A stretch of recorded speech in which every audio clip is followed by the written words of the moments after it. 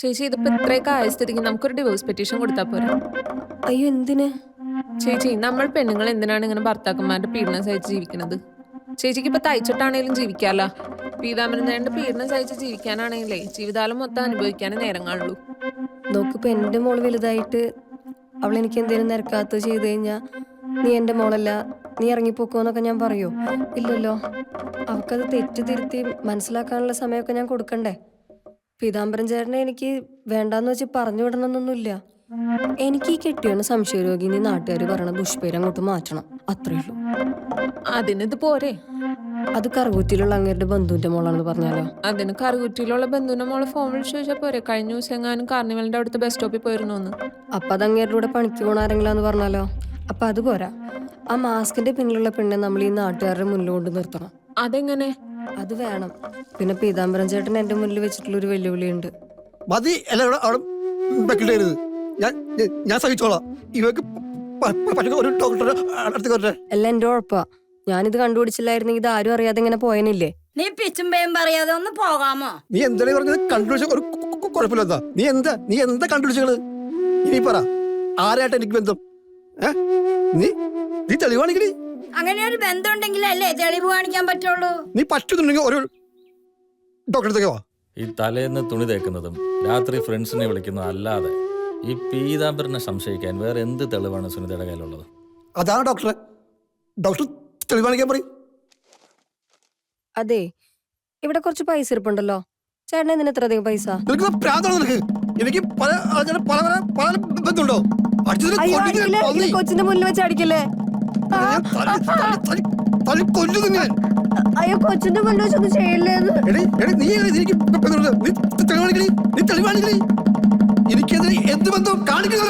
എനിക്ക് തെളിവ് കാണിക്കണം.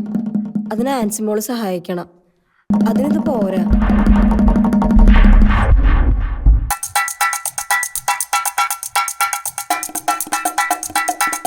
എന്നാ നമുക്ക് CCTV ഫുട്ടേജ് നോക്കിയാലോ? അതെങ്ങനെ ശരിയാവണേ? ആ സ്ത്രീക്ക് മാസ്ക് ഉണ്ടായിരുന്നില്ലേ? അത് ശരിയാടി. ഡി, നമുക്ക് അയാളുടെ പണിസ്ഥലത്ത് പോയി അന്വേഷിച്ചാലോ? അതെങ്ങനെയാടി? ആര് പോയി അന്വേഷിക്കാനാ? നീ പോവോ?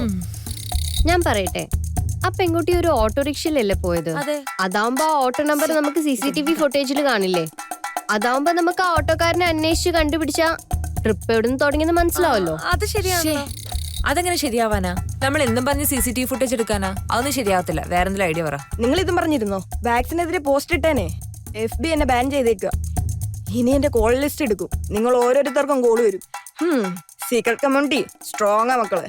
എന്റെ പൊന്നു കോൺസ്പിറസി, ഫേസ്ബുക്ക് അവർക്ക് ഇഷ്ടമില്ലാത്ത പോസ്റ്റ് ആരിട്ടാലും അത് റിമൂവ് ചെയ്യും. അതിലിപ്പോ ഇത്ര വലിയ കാര്യമൊന്നുമില്ല. അത് ശരിയാ. കോൾ ലിസ്റ്റ് എടുത്താലോ? അത് കൊള്ളാലോ. ആരുടെ? സീക്രട്ട് കമ്മ്യൂണിറ്റിയുടെയോ? അയ്യോ അല്ലടി, പിന്നെ ചേട്ടന്റെ. അത് കൊള്ളാലോ, നല്ല ഐഡിയ. അതെങ്ങനെ ശരിയാവാനാ? അതെന്താ? സൈബർ സെല്ലിൽ എന്തും പറഞ്ഞ് കംപ്ലൈന്റ് ചെയ്യാനാണ് കോൾ ലിസ്റ്റ് എടുക്കാനായിട്ട്? അത് ശരിയാ. ചേച്ചി എന്ന ഹസ്ബൻഡിനെ സംശയമുണ്ട്, കോൾ ലിസ്റ്റ് വേണമെന്ന് പറഞ്ഞാൽ അവർ തിരിഞ്ഞു പോലും നോക്കത്തില്ല. ഒരു ദിവസം ഇങ്ങനെ 100 കണക്കിന് കേസസ് വരുന്നതാ. ഓരോരുത്തന്മാരെ ഭാര്യ സംശയമുണ്ട്, ഭർത്താവിനെ സംശയമുണ്ടെന്ന് പറഞ്ഞാൽ അത് ശരിയാവത്തില്ല. വേറെ എന്തെങ്കിലും ഐഡിയ പറ. അപ്പൊ അതും നടക്കില്ല. അപ്പൊ ഇനി എന്തോ ഒരു വഴി. എന്റെ ഭാര്യയും മോളെയും വേണ്ടെന്ന് വെച്ച ഡോക്ടറെ അവളെ ഞാൻ പുറകെ പോയത്.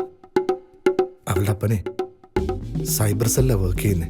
ഞാൻ അവൾ അറിയാതെ അവളുടെ കോൾ ലിസ്റ്റിലെ എല്ലാ നമ്പറും എടുത്ത് അപ്പോഴറിയുന്ന ഡോക്ടറെ, അവൾക്ക് ഞാനല്ലാതെ കുറേ ഓന്മാരുണ്ട് സംസാരിക്കാനും ചാറ്റ് ചെയ്യാനും കോൾ ചെയ്യാനും. എന്റെ ഭാര്യയും മക്കളെയും മറന്നിട്ട് അവളുടെ പുറകെ പോയെന്ന് അവൾ ചിന്തിച്ചില്ല ഡോക്ടറെ. എനിക്ക് അവളെ കുറിച്ച് ആലോചിക്കുമ്പോൾ കരച്ചിൽ നിർത്താൻ പറ്റില്ല ഡോക്ടറെ. ഡി, ഒരു ഐഡിയ ഉണ്ട്. ഒരാളുണ്ട്, എന്റെ ഒരു പേഷ്യന്റാ. ഡോക്ടറെ വാ പൊട്ടത്തിലൊന്നും പറഞ്ഞേക്കല്ലോ. വാ അത്തേക്ക് വാ.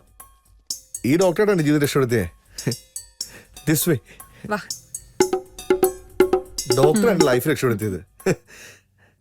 ഈ ഓഫീസ് പോയിട്ട് പെട്ടിക്കട തുടങ്ങാൻ പറ്റത്തില്ലായിരുന്നു. ഇപ്പൊ എന്റെ ഫാമിലിയും കുഞ്ഞുങ്ങളൊക്കെ ആയിട്ട് ഹാപ്പി ആയിട്ട് ജീവിക്കുക.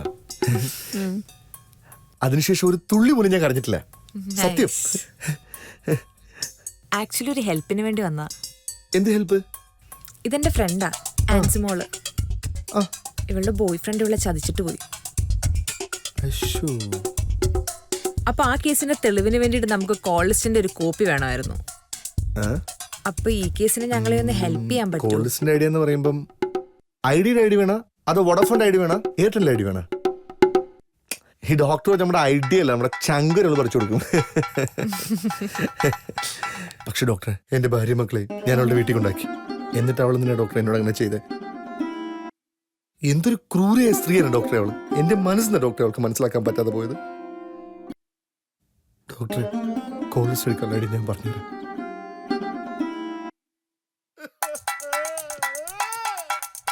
ഇതാണ് നീ ട്രീറ്റ് ചെയ്തു എന്ന് പറഞ്ഞത്? ഇതിന്റെ കരച്ചിൽ ഇതുവരെ മാറിയിട്ടില്ലല്ലോ. നമ്മുടെ കാര്യം നടന്നില്ലേ, അതുപോലെ. ഇതൊരു ബ്രില്യന്റ് ഐഡിയ ആയിരുന്നല്ലേ. ഇടി കോളേജ് എടുക്കണം നമ്മൾ ഐഡിയ ഇല്ലേ, അത് വേറെ ലെവലായിരുന്നു. ചേച്ചി ഇതൊന്നും ചിന്തിച്ചിട്ടുകൂടി ഉണ്ടാവില്ല. ആക്ച്വലി ഒരു റോ ഏജന്റ് ആവാനായിരുന്നു എൻ്റെ ആഗ്രഹം. പക്ഷെ സൈക്കോളജി പഠിച്ച സൈക്കാട്രിസ്റ്റ് ആയി. അതെ, ഞാൻ എന്തും പറഞ്ഞ് അങ്ങടേക്ക് ചെല്ലും. ഞാൻ വെറുതെ എന്ന് കഴിഞ്ഞാൽ തയ്ക്കണേച്ചിക്ക് ഭയങ്കര സംശയം.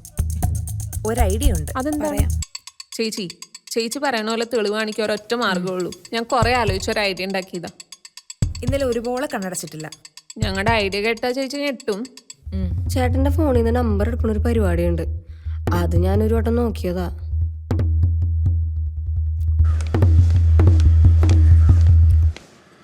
അതെ, എന്റെ ഫോണിനൊരു കംപ്ലൈന്റ് ഉണ്ട്, ഒന്ന് നോക്കോ? ഈ റബ്ബർ ബാൻഡ് മാറ്റിയാൽ മതി ചേച്ചി, പുതിയതിട്ടാ മതി, അപ്പൊ സെറ്റ് ആയിക്കോളും. ഇതിന്ന് ആരൊക്കെ എന്നെ വിളിക്കണേന്ന് നോക്കാൻ പറ്റുമോ? ചേച്ചിനെയൊക്കെ ആര് വിളിക്കാനാണ് ചേച്ചി? ഒന്ന് പോയേ, എനിക്ക് ഒരു പണിയുണ്ട്. ശരി എന്നാല്. ചേച്ചി, അതെ, ചേച്ചിയുടെ ഫോൺ ഏതായിരുന്നു? കണക്ഷനാണോ ഉദ്ദേശിച്ചത്? ഐഡിയ ആണ്. അതിന് നമ്മളെ ഈ പ്രശ്നങ്ങളൊക്കെ വരുമ്പോ വിളിക്കണ ഒരു നമ്പർ ഇല്ലേ? കസ്റ്റമർ കെയർ നമ്പർ ആണോ? പിന്നെന്താ, ഞാൻ പറഞ്ഞു തരാലോ. 970201234. ഹലോ, ഐഡിയയിലേക്ക് വിളിച്ചതിന് നന്ദി. എന്റെ പേര് പ്രവീൺ. എങ്ങനെയാണ് താങ്കളെ സഹായിക്കേണ്ടത്? ഹലോ, ഐഡിയയുടെ ഓഫീസല്ലേ? അതെ മാഡം, പറയൂ. സാറേ, എന്റെ പേര് സുനിത എന്നാണ്. എന്റെ ഭർത്താവിന്റെ പേര് പീതാംബരൻ. ഓക്കെ. ഹലോ മാഡം, ഈ നമ്പറിലാണോ കംപ്ലൈന്റ് രജിസ്റ്റർ ചെയ്യേണ്ടത്? സാറേ, കംപ്ലൈന്റും ഭർത്താവിന്റെ ഫോണിനാണ് സാറേ. അങ്ങേർക്ക് ഏതൊരു പെണ്ണായിട്ട് ബന്ധമുണ്ട് സാറേ. അപ്പൊ ആ നമ്പർ കിട്ടാൻ വേണ്ടിട്ടാ. മാഡം ഇപ്പൊ പറഞ്ഞ ക്ലിയർ ആയില്ല, ഒന്നുകൂടി റിപ്പീറ്റ് ചെയ്യാമോ? മാഡം ആരുടെ മൊബൈലിലാണ് കംപ്ലൈന്റ് രജിസ്റ്റർ ചെയ്യേണ്ടത്? സാറേ, അയാൾക്കൊരു പെണ്ണുമായിട്ട് ബന്ധമുണ്ട് സാറേ. Excuse me madam. ഞങ്ങൾക്കൊരു മോളാണ് സാറേ. അതിന്റെ ഭാവിങ്ങനെ ആലോചിച്ച് അങ്ങേരെ ആരെ വിളിക്കണേന്നൊന്നും കണ്ടുപിടിച്ച് തരാൻ പറ്റുമോ സാറേ? സോറി മാഡം, ഈ റിക്വയർമെന്റ് നമുക്ക് ക്ലിയർ ചെയ്യാൻ പറ്റുന്നതല്ല. ഈ കോളിന് മാഡം സാറ്റിസ്ഫൈഡ് ആണെന്നുണ്ടെങ്കിൽ 1 പ്രസ് ചെയ്യാം. Have a nice day madam. ഐഡിയയിലേക്ക് വിളിച്ചത് നന്ദി.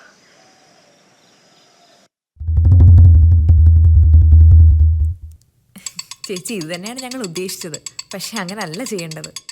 അതായത് ഏത് ഫോണിൻ്റെയാണ് കോൾ ലിസ്റ്റ് വേണ്ടത്, ആ ഫോണിൽ തന്നെ റിക്വസ്റ്റ് പോകണം.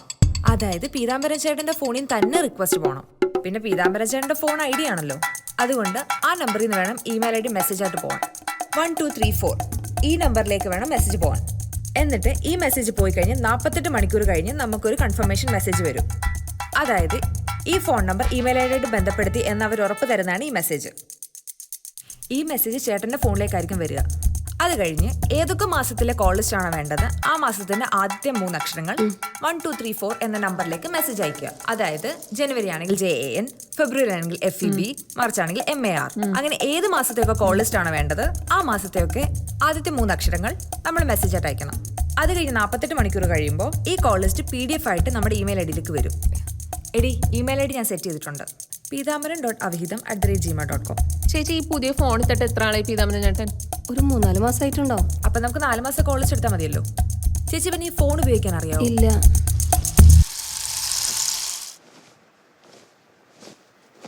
ഈ A കണ്ടോ, Aക്ക് ചുറ്റൊരു വട്ടം കണ്ടോ, അതാണ് പിന്നെ ഈ കുരിശ് പോലത്തെ 2 വര കണ്ടോ, അതാണ് ഹാഷ്.